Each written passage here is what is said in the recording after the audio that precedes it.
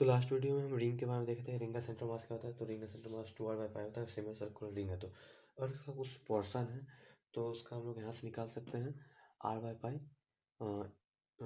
Limit है cos integration करने के बाद आया था, साइन इंटीग्रेशन करने के बाद आया था। तो कॉस थीटा का लिमिट थीटा 1 से थीटा 2, और हमारा कोई आर्क है जो थीटा 1 से थीटा 2 तक वेरी कर रहा है। तो ये हमारा कुछ पोर्शन का निकालने के लिए था। आज हम देखेंगे कि डिस्क का सेंटर मास क्या होता है। पिछले क्लास में नहीं बता पाया था, तो चलिए देखते हैं सेंटर मास ऑफ डिस्क। बस वही है, इसमें कुछ नहीं करना। अब रिंग की जगह पे हमारे पास डिस्क है, ये ऊपर y इधर x।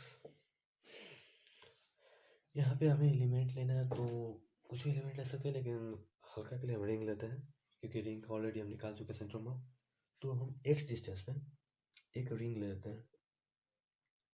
ये हमारा x डिस्टेंस है यहाँ से किसी भी थीटा एंगल पे, उससे फर्क नहीं पड़ता थीटा एंगल क्या रहा है। हम x ले लेते हैं क्योंकि हमें रिंग का COM पता है कि रिंग का सेंटर ऑफ मास क्या होगा। ठीक है, तो उससे पहले यहाँ पे हम DM निकाल लेते हैं। तो हमारे पास DM क्या आ जाएगा? DM आ जाएगा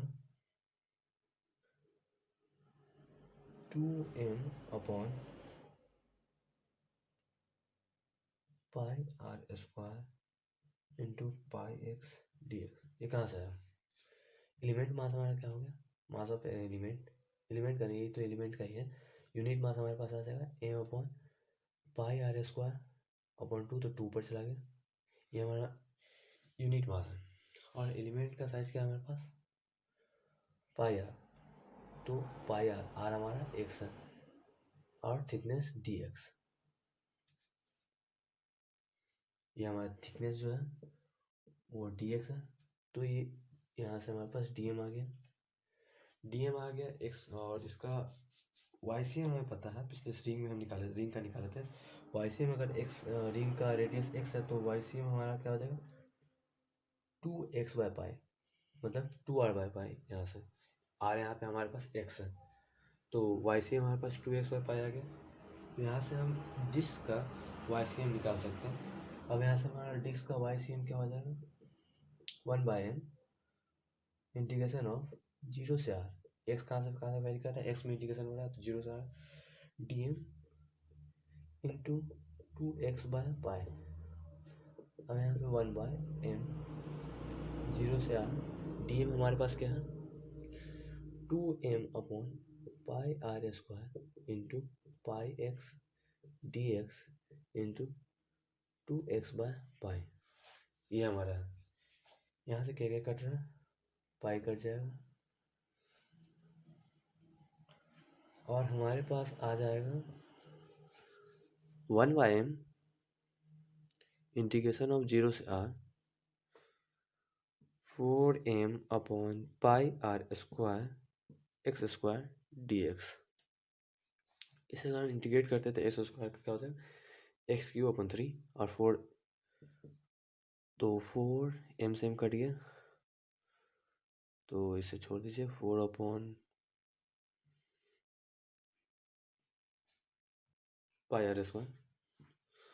और यहाँ पे x³/3 तो 3 भी बाहर आ जाएगा। x³ हमारा कहाँ से कहाँ तक? 0 से r तक, तो ये डायरेक्ट r³ लिख देते हैं हम। r³ ही होगा, तो r³ यहाँ से r कट गया तो r² से r आ गया। तो यहाँ पे 4r/3π। ये हमारा सेमी सर्कुलर डिस्क अगर रहेगा तो उसका सेंटर ऑफ मास क्या आ जाएगा? 4r/3π। तो डिस्क का क्या हो गया? Centre of mass 4r/3π। अगर डिस्क में हमारे पास कुछ पोर्शन है, मान लीजिए आधा डिस्क है, तो इसमें भी उसी तरह करना है क्योंकि आधा रिंग का हमें पता है। यहाँ पे हम x डिस्टेंस पे आधा रिंग का लेते हैं। आधा रिंग का वहाँ पे क्या था? r/π cos थीटा 0 से π/2। ये हमारे पास क्या था? YCM इस रिंग का। अब इसे हम इंटीग्रेट करेंगे कहाँ से कहाँ तक? 0 से r तक, क्योंकि x हमारा वैरी कर रहा है 0 से r तक। ये हमारा x है तो यहाँ पे क्या आ जाएगा? DM पहले लिख लेते हैं। DM आ जाएगा हमारे पास M upon pi square upon 4, तो पाई आर स्क्वायर 4, और एलिमेंट क्या आएगा हमारा पाई एक्स बाय 2 डी एक्स, अगर डी एक्स इसका थिकनेस है तो ठीक है। ये हमारे पास एलिमेंट आ गया। वाई सी एम हमारे पास यहाँ से आ गया, तो वाई सी एम एलिमेंट का Y C M X by pi, यहाँ कॉस थीटा 0 से पाई बाय 2, मतलब कॉस थीटा 0 से पाई बाय 2 लिमिट डालते हैं तो हमारे पास 1 आएगा, मतलब एक्स बाय पाई हमारा ये एक्स सी एम मैंने वाई सी एम है। अगर वाई सी एम पता चल गया तो हमें सेमी सर्कुलर डिस्क का भी वाई सी एम पता चल गया। अब ये मान लेते हैं स्मॉल वाई सी एम, तो कैपिटल वाई सी एम हमारे पास क्या आ जाएगा, one by M integration of 4m upon pi R square into pi X by 2 into X by pi D X. बस यहाँ से पाई कट जाएगा, m से m कट जाएगा, 2 से 2 कट जाएगा, और हमारे पास बाहर में आ जाएगा, इसे मिटा देता हूँ।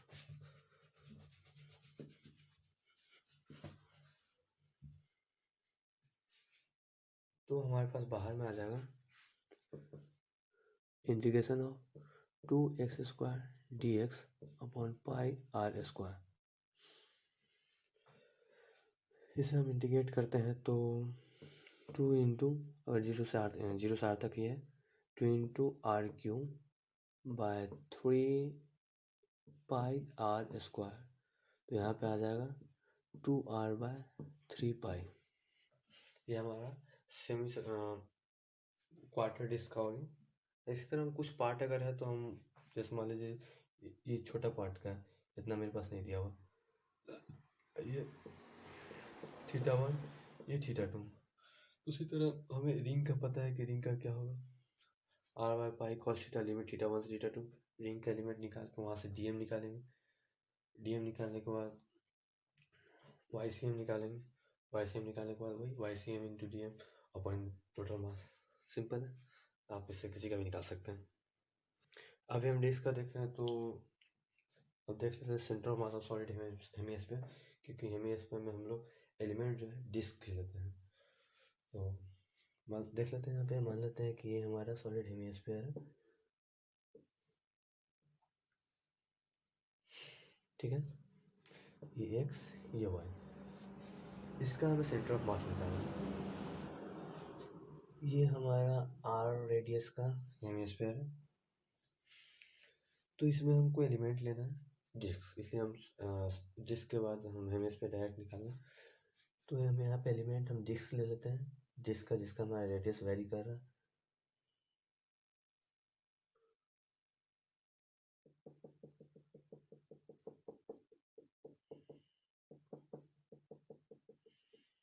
ये हमारा डिस्क हो गया, ठीक।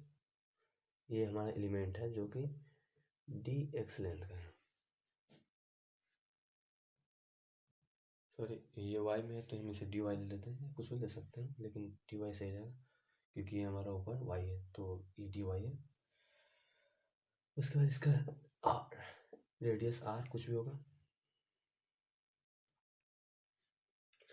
तो हम यहाँ से आर निकाल सकते हैं। अगर ये हमारा एलिमेंट जो है यहाँ से हमारा वाई डिस्टेंस पे है तो हमारे पास क्या आ जाएगा relation, R is equal to root under R square minus Y square. यहाँ हमारे पास आर आ गया, क्योंकि ये हमारा यूनिफॉर्म सर्कुलर डिस्क है तो इसका सेंटर ऑफ मास यहीं पे होगा, क्योंकि ज्योमेट्रिकल, अगर कोई ज्योमेट्रिकली यूनिफॉर्म रहता है तो उसका centre of mass geometrical centre में होता है। तो ये जिसका ज्योमेट्रिकल सेंटर यहाँ पे है तो ये हमारा सेंटर ऑफ मास होगा इस एलिमेंट के लिए, तो यहाँ से इसका डिस्टेंस 1 और एक्स 0 है। अब अगर हम डीएम निकालते हैं, डीएम की बात करें तो पहले उसके बाद यूनिट मास निकाल लेते हैं। यूनिट मास का हो जाएगा M upon area of hemisphere, sorry volume of hemisphere, volume क्या हो जाएगा 2/3 पाई आर क्यू, तो 2 पाई आर क्यू ऊपर 3 चला जाएगा। ये हमारी यूनिट मास हो गया। डीएम की बात करें तो डीएम क्या होता है unit mass into pi R square into D Y. Pi R square disc का एरिया, जो एलिमेंट लिया उसका एरिया, डी वाई से इंटू कर दिए तो उसका वॉल्यूम आ गया। तो यहाँ पे हमारा यूनिट मास आ गया। तो डी एम यहाँ पे हम सॉल्व करने का 3m आर का वैल्यू रख देते हैं, तो R square minus Y square, क्योंकि हमें वाई में ही सॉल्व करना, डी वाई तो वाई के टर्म में आ गया। अब हमारे पास यहाँ से वाई सी एम आ जाएगा, यहाँ पे हम सॉल्व कर रहे हैं 1/m इंटीग्रेशन ऑफ 0 से r dm, और डिस्टेंस हमारा y है, तो 1/m इंटीग्रेशन 0 से r dm हमारे पास क्या है 3m/2r square into R square minus Y square into Y into D Y. ये हमारे पास आ गया, जिसमें से ये सब कांस्टेंट है, इसको हम बाहर निकाल सकते हैं। एम से एम कट जाएगा, 3/2r स्क्वायर इंटीग्रेशन 0 से r square Y minus Y cube D Y.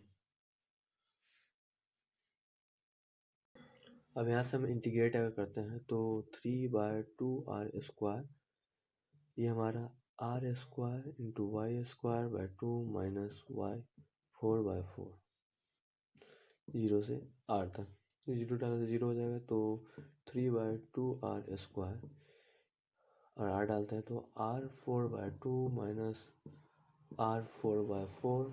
इसे सोल्व करने के बाद हमारे पास आ जाएगा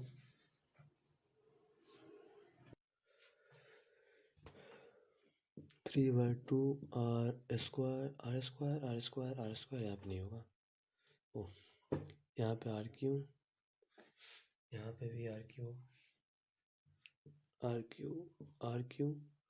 यहाँ पे r क्यू, यहाँ पे हमारे पास r4/4। तो यहाँ से हमारे पास आ जाता है 3r, क्योंकि r4 r क्यू कट गया, 3r/8। ये हमारे पास YCM हो गया। तो यहाँ पे centre of mass of hemisphere हमारे पास आ गया 3r/8। ये हमारा YCM है। XCM डिपेंड करता है कि हम रखे हुए कहाँ पे, अभी ऑरिजिन पे है तो वही 0 रहेगा XCM, और YCM 3r/8 है। इसके बाद हम लोग देखेंगे centre of hollow hemisphere, solid hemisphere का हो गया, और हॉलो हेमिस्फीयर में हम लोग का जो एलिमेंट रहेगा वो रिंग रहेगा। अब यहाँ पे हॉलो हेमिस्फीयर की बात करें तो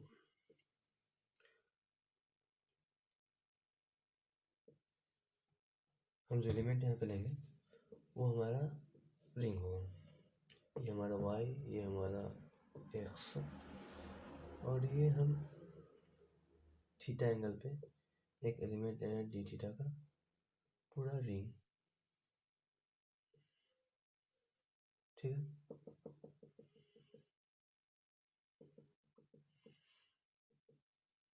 ये रिंग जो है हमारा एलिमेंट है, इसका जो लेंथ हो जाएगा आर डी थीटा हो जाएगा, और इसकी रेडियस की बात करें हम R equal to R cos theta, क्योंकि ये थीटा, ये 90 माइनस थीटा, ये cos theta, R cos theta यहाँ पे आ गया। अगर डीएम की बात करें तो एलिमेंट मास हमारे पास क्या आ जाएगा एम अपॉन, यहाँ पे निकाला DM equal to element mass क्या है हमारे पास M upon 2πr square into 2πr, जो एलिमेंट का एरिया होगा 2πr into R D theta.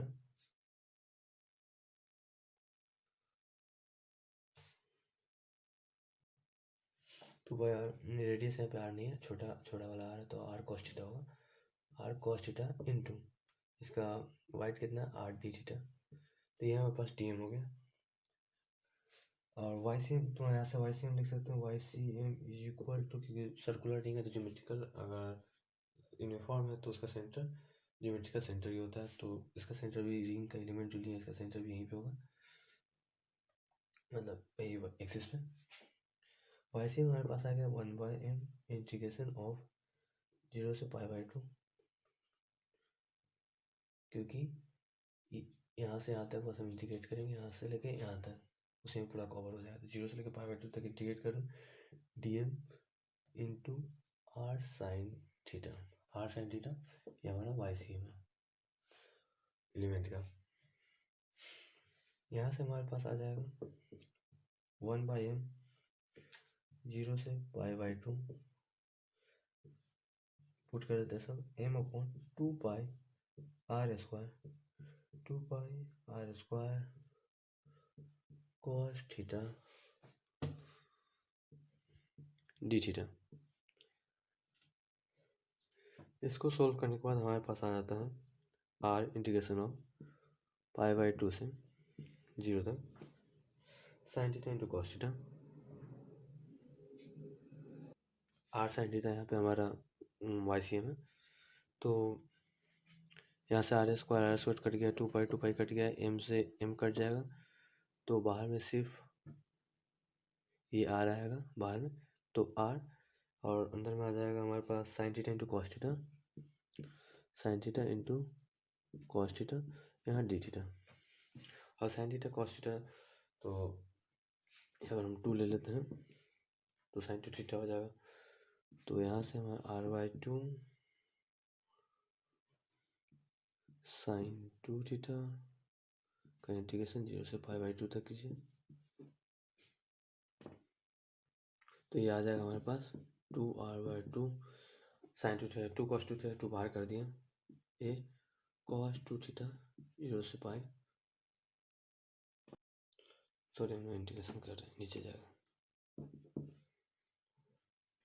यहाँ पे हमारे पास आ जाएगा r/4 और लिमिट डालते हैं तो हम 0 पे 2 पाई आएगा, cos 2 पाई 1 0 1, तो 2 आ जाएगा, यहाँ पे 2 कट जाएगा, तो यहाँ r/2 रिंग के जितना ही आएगा। तो यहाँ पे हम बोल सकते हैं कि रिंग का मैंने centre of mass of ring और centre of mass of hemisphere दोनों की क्या होता है r/2। और डिस्क की बात करें तो centre of mass of disc हमारा आया था 2r/5 और उसी तरह centre of mass of hemisphere निकाले थे तो 3r/8 आया था। अब हम लोग देखते हैं centre of mass of solid cone. Solid कोन का सेंटर ऑफ मास क्या होता है वो निकाल लेते हैं। Centre of mass of solid कोन, अगर ये हमारा कोन है,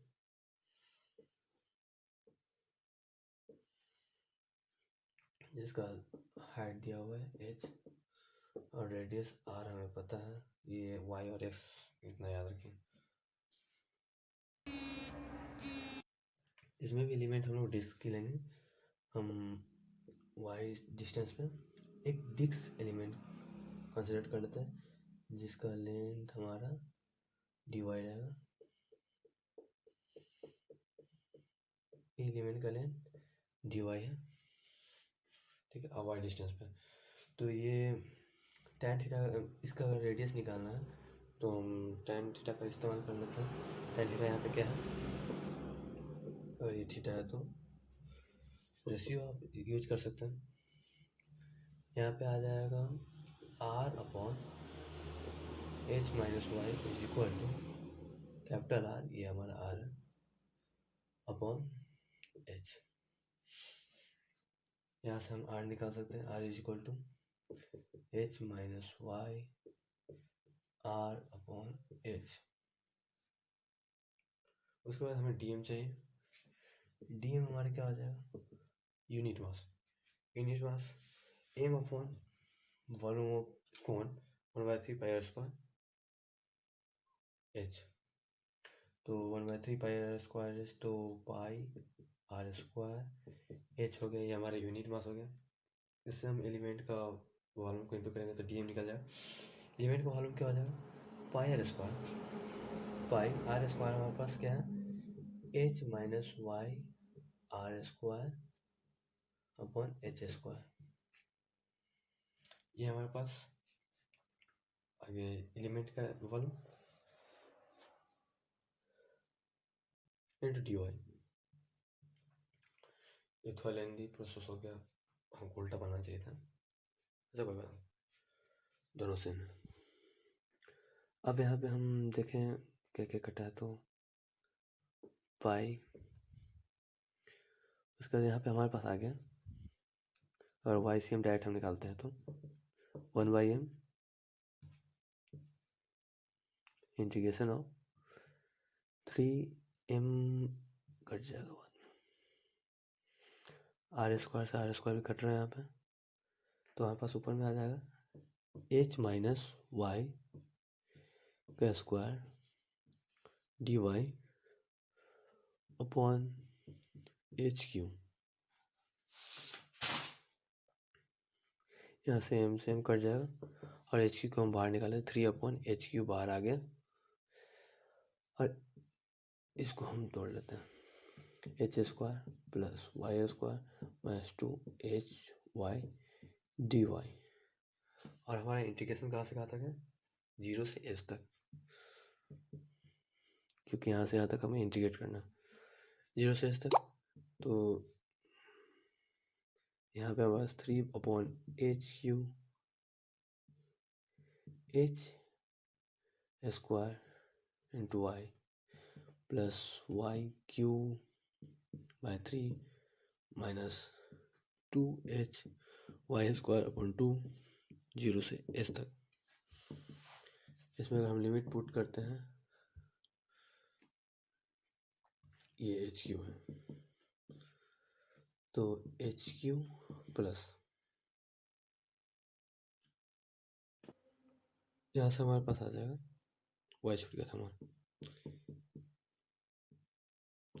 h square y square by 2 plus y4/4 minus 2hy³ upon 3, limit 0 से h तक 3, h4 से हमें कॉमन आएगा, h4 अपॉन HQ,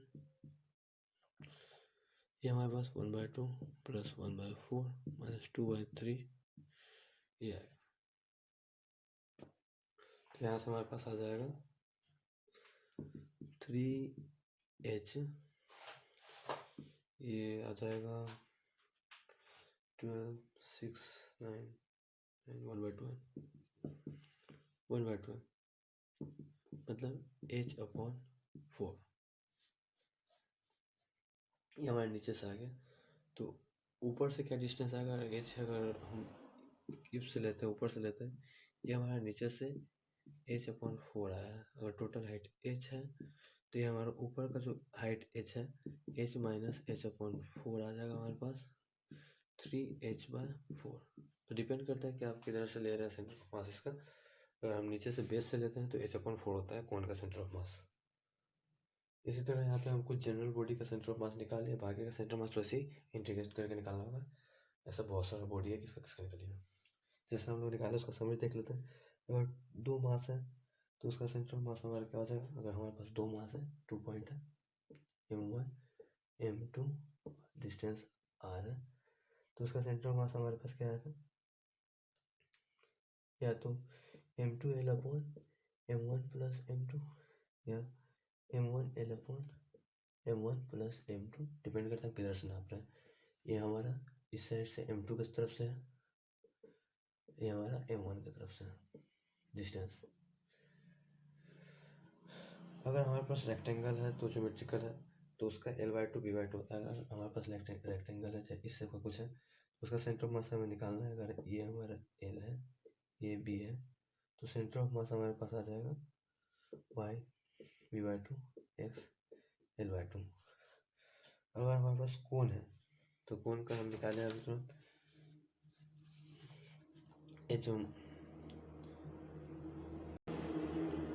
कोण का हम निकाले हैं h/3 YCM होगा हमारा। और ट्रायंगल है तो उसका भी YCM हमारा वही होता है, h/3 होता है। अगर हमारे पास हॉलो हेमीस्फीयर है, हॉलो हेमीस्फीयर का क्या निकाले थे हम लोग, जो हमारा रिंग का होता है,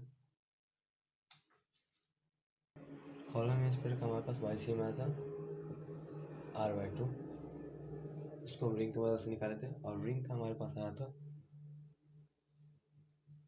2r/π, ये सेमी सर्कुलर रिंग का है। सीधा रिंग का तो ज्योमेट्रिकल सेंटर होगा उसका।